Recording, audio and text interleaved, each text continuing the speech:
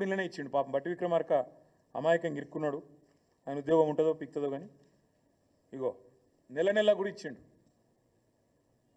నెల నెల మిత్తి ఎంత కట్టినాం ఏం చెప్పిండు ఇలా? పోయిన ఏప్రిల్ 24లో కట్టిన మిత్తి 1865 కోట్లు, మే నెలలో 3700 కోట్లు, జూన్లో 5000 చిల్లర కోట్లు. ఇట్లా ఓవరాల్గా మన్నించాలి, ఏప్రిల్లో 1865, మేలో 1864, జూన్లో 2200, జూలైలో 2200, ఆగస్టులో 2304 కోట్లు, సెప్టెంబర్లో 2689 కోట్లు, అక్టోబర్లో 1965, నవంబర్లో 1928, డిసెంబర్లో 2475, జనవరిలో 2499, మొత్తం కలిపి 10 నెలలకు గాను కట్టింది పోయిన ఏప్రిల్ నుంచి మొన్న జనవరి దాకా 22,000 కోట్లు, అంటే నెలకు 2200 కోట్లు. మరి 6500 కోట్లు అని చెప్పిన బోగస్ ముఖ్యమంత్రి సిగ్గు లేకుండా నెలకు 4300 కోట్లు అదనంగా కడుతున్నా అంటే ఏడబోతున్నాయి అవన్నీ? టకీమని రైతుల ఖాతాలను అయితే పడతలేవు, టకీమని తులం బంగారం అయితే వస్తలేదు. మరి టకీమని రాహుల్ గాంధీ ఖాతాలో పడుతున్నాయో ఢిల్లీలో చూడాలి. గింత అబద్ధాలు, గింత పచ్చి అబద్ధాలు, గింత దిగజారుడు బజారు భాష ముఖ్యమంత్రి మాట్లాడొచ్చా? గిన్ని అబద్ధాలు చెప్పొచ్చా? మిత్తి 6500 కోట్లు అని ముఖ్యమంత్రి చెప్తాడు, లేదు 2200 కోట్లు అని ఉప ముఖ్యమంత్రి గారు విడుదల చేసిన నివేదిక చెప్తా ఉంది. ఇగో ఇది వీళ్ళ వాస్తవ రూపం. ఇంకా దారుణం ఇదొకటి, ఇంకా దారుణమైన విషయం చెప్తాను. వీళ్ళు ఎట్లా చెప్తారంటే ఏదో మిత్తిలు బాగా అయిపోయినాయి, రాష్ట్రం అప్పుల పాలైందని దిక్కుమాలిన మాటలు మాట్లాడతారు. మాకు వాళ్ళు అప్పచెప్పిపోయినాడు, ఇది వాళ్ళ గ్రాఫ్, ఇది కూడా నాది కాదు. మాకు వాళ్ళు అప్పచెప్పిపోయినాడు మిత్తిల విషయంలో, మిత్తిలు as percentage of interest as percentage of SOTR, అంటే రాష్ట్ర ఆదాయం ఎంత, దానిలో మిత్తిల శాతం ఎంత. మాకు అప్పచెప్పినాడు 2014లో రాష్ట్ర ఆదాయంలో మిత్తిల శాతం 21.64%. మేము వాళ్ళకు తిరిగి అప్పచెప్పినాడు కేవలం 17.19%. మరి ఇటు మిత్తిలు పెరిగినాయి అంటున్నావు, మరి రాష్ట్ర ఆదాయం పెరిగింది చెప్పవు. ఆ రోజు మీరు మాకు అప్పచెప్పినాడు మిత్తిలు రాష్ట్ర ఆదాయంలో 21%, 21.64%.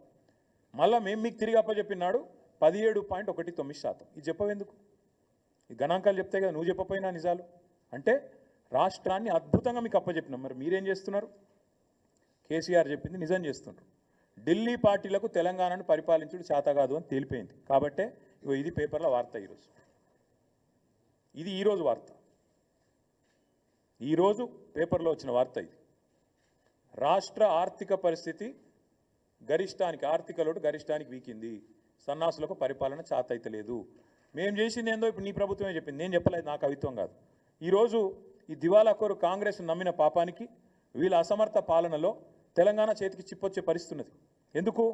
ఎందుకు అంటే జనవరి నెలాఖరు వరకు, అంటే మొన్న పోయిన నెలాఖరు వరకు రెవెన్యూ ఆదాయం వీళ్ళు 1,23,000 కోట్లు ఆదాయం ఆర్జించినారు. కానీ ఖర్చు పెట్టింది లక్ష కాదు, 1,23,815 కోట్లు వీళ్ళు సంపాదించిండ్రు.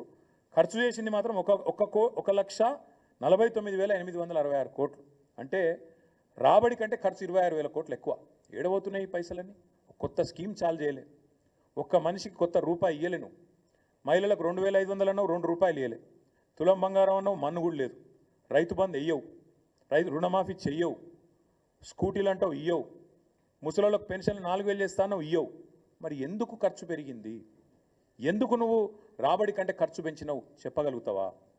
అసలు ఎందుకు అప్పు చేస్తున్నావు? ఇవాళ మీకు మిగులు బడ్జెట్తో రాష్ట్రాన్ని అప్పచెప్తే నువ్వేం చేస్తున్నావు? ఒక సంవత్సరంలో 1,41,000 కోట్లు అప్పు చేసినావు నువ్వు. ఈ నీ రేవంత్ రెడ్డి చేతగాంతనం, కాంగ్రెస్ పార్టీ అసమర్థత ఇవాళ రాష్ట్రానికి ఆశనిపాతంలాగా పరిణమించింది. ఎందుకంటున్నా ఈ మాట? నీ తుగ్లక్ నిర్ణయాలు, హైడ్రా పేరిట మొత్తం రియల్ ఎస్టేట్ రంగాన్ని దెబ్బగొట్టినావు, నాశనం చేసి కుప్పగూర్చే పరిస్థితి తెచ్చినావు. నీ దిక్కుమాలిన విధానాల వల్ల ఇవాళ స్టాంప్స్ రిజిస్ట్రేషన్ మరి 18,000 కోట్లు అంచనా వేస్తే ఇప్పటిదాకా వచ్చింది కేవలం 5,821 కోట్లు రిజిస్ట్రేషన్లు తగ్గినాయి.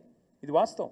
నువ్వు ఒప్పుకున్నా ఒప్పుకోకపోయినా నీ ఆదాయం పెరుగుతుండొచ్చు, నీ ఆస్తులు పెరుగుతుండొచ్చు, కానీ రియల్ ఎస్టేట్ రంగానికి నువ్వు పొడిచిన వెన్నుపోటు వల్ల, నీ దిక్కుమాలిన హైడ్రా వల్ల ఇవాళ రియల్ ఎస్టేట్ వాళ్ళు కూడా ఆత్మహత్యలు చేసుకునే పరిస్థితి వచ్చింది. వేణుగోపాల్ రెడ్డి అని మొన్న తమ్ముడు ఆత్మహత్య చేసుకున్నాడు. నీకు రాజకీయపరమైన కక్షల సెటిల్మెంట్ తెలుసు తప్ప రాష్ట్రాన్ని ఎట్లా ఆర్థికంగా బాగు చేయాలన్న సోయి నీకు లేదు. అందుకే కేసీఆర్ ఆనవాళ్ళను చెరిపేసే కుట్రలో వ్యవసాయాన్ని సాగు దెబ్బగొట్టినావు.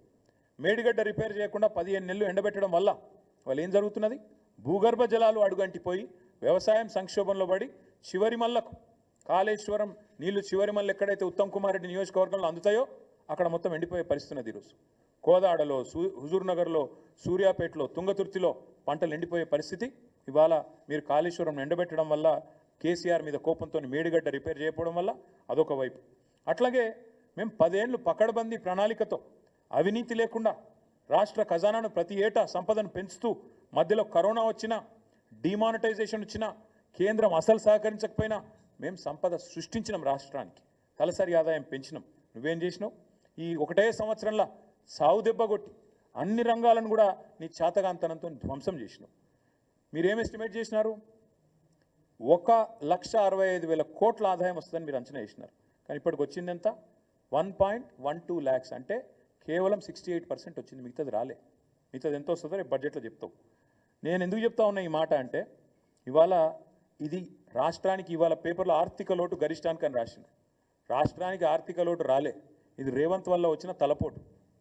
రాష్ట్రానికి ఉత్తగానే రాలే ఆర్థిక లోటు. రేవంత్ రెడ్డి వల్ల, చేతగాని అసమర్థ ప్రభుత్వం వల్ల, వీళ్ళ అవినీతి విధానాల వల్ల, బావమరుదులకు అమృత్ పంచడం, అమృత్ స్కామ్ చేసి బావమరిదికి అప్పచెప్పడం, ఆర్ఆర్ ట్యాక్స్ పేరు మీద రియల్ ఎస్టేట్ నడ్డి విరవడం, ఒక్కొక్క స్క్వేర్ ఫీట్కి 150 రూపాయలు వసూలు చేస్తుండ్రు ఇవాళ బిల్డింగ్ పర్మిషన్. ఇట్లాంటి దిక్కుమాలిన విధానాల వల్ల, అప్పులు చేయడం వల్ల, కొత్తగా సంపద సృష్టించే తెలివి లేకపోవడం వల్ల ఇవాళ తెలంగాణ దివాలా తీసిన రాష్ట్రం కాదు, ఒక దివ్యమైన రాష్ట్రాన్ని దివాలా తీసేటట్టు చేస్తున్నది కాంగ్రెస్ ప్రభుత్వం, కాంగ్రెస్ వ్యవసాయ విధానం. నిన్న కోదండరెడ్డి గారు మాట్లాడతారు, మేడిగడ్డ రిపేర్ చేయరు, కాళేశ్వరం బాగా చేసే ఆలోచన లేదు, రైతులకు నీళ్ళు ఇచ్చే తెలివి లేదు, కానీ బోర్లు వేసుకొని నష్టపోవద్దు, అనవసరంగా పంటలు వేసుకోవద్దు. మరి సపడే క్రాప్ హాలిడే ప్రకటించమని చెప్పండి. మాకు రైతు బంధు ఇచ్చే ఉద్దేశం లేదు, క్రాప్ హాలిడే ప్రకటించుకోండి అని చెప్పండి. ఇంత సిగ్గుమాలిన దిక్కుమాలిన ప్రభుత్వం ఆఖరికి ఎట్లా ఉందంటే, ఇక నెక్స్ట్ కర్ణాటకలో వాళ్ళ మంత్రి ఒక ఆయన అన్నాడు మొన్న, ఏమైందా గ్యారంటీలు మరి మహిళలకు పైసలు ఇచ్చిన మొదలుపెట్టిన ఏమైందంటే, ఆయన అన్న మాటకి ఇది, గ్యారంటీలు ఏమన్నా జీతమా, మేము మీకు ఇచ్చుడే ఎక్కువ బిచ్చం అన్నట్టు. మళ్ళీ వీళ్ళు కూడా తొందరలో ఈ డైలాగులు వస్తాయి ఇళ్ళ నోట్లకి వెళ్ళి కూడా.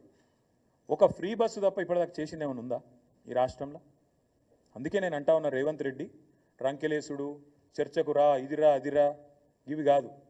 దమ్ముంటే చేతనైతే అసెంబ్లీలో పెట్టు చర్చ, రాష్ట్రం మొత్తం చూస్తుంది, పెట్టు, 2 రోజులు పెట్టు, మైక్ కట్ కాకుండా చూడు.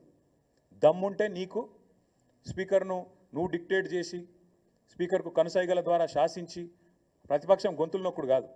దమ్ముంటే 38 మంది సభ్యులు మేము ఉన్నాం, దమ్ముంటే మా సంఖ్యకు సరిపడే విధంగా మాకు టైమింగ్, అక్కడ అసెంబ్లీలో 4 కోట్ల ప్రజల ముందు నీ బట్టలు ఇప్పుతాం. అక్కడనో ఇక్కడనో చర్చ కాదు, బహిరంగంగా అసెంబ్లీ సమావేశాల్లోనే నీ బట్టలు ఇప్పుతాం. ఇది మా సవాల్ నీకు.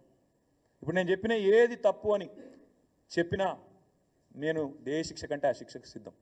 ఎందుకంటే మీ ఆర్థిక మంత్రి గారు చెప్తా ఉన్నారు వాస్తవాలు. ఇప్పటికైనా రేవంత్ రెడ్డి గారు బుద్ధి తెచ్చుకొని, సిగ్గు తెచ్చుకొని, ఇకనైనా పద్ధతిగా మాట్లాడాలి, రాష్ట్రాన్ని దూషించవద్దని కోరుతూ మళ్ళొక్కసారి మీ అందరికీ కూడా ధన్యవాదాలు.